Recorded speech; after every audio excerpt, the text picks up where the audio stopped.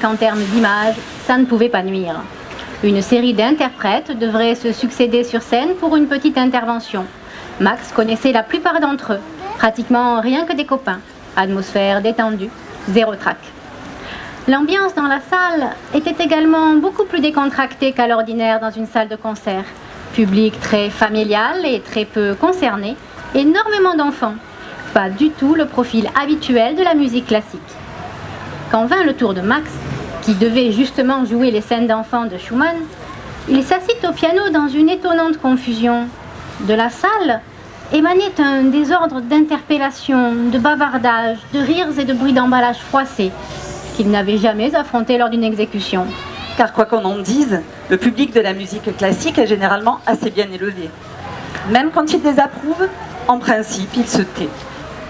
Sans pour autant se vexer, Max avait donc attaqué des pays mystérieux dans cet environnement de kermesse, au point qu'il s'entendit à peine lui-même dans les premières mesures. Cependant, comme il continuait de jouer, il sentit la rumeur commencer à se dissoudre, ainsi qu'un nuage, dégageant le ciel bleu, silencieux. Il perçut qu'il était en train de circonvenir l'auditoire, de l'amener à lui, comme un taureau, de le concentrer, le tenir, le tendre.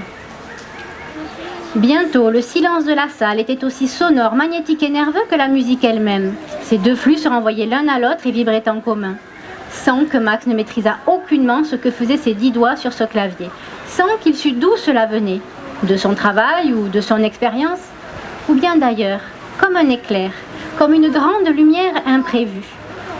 Le phénomène est rare, mais il peut se produire.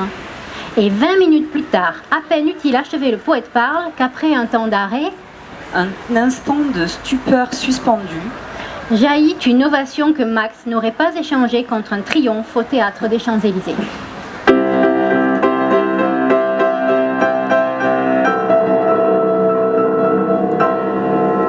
Champagne!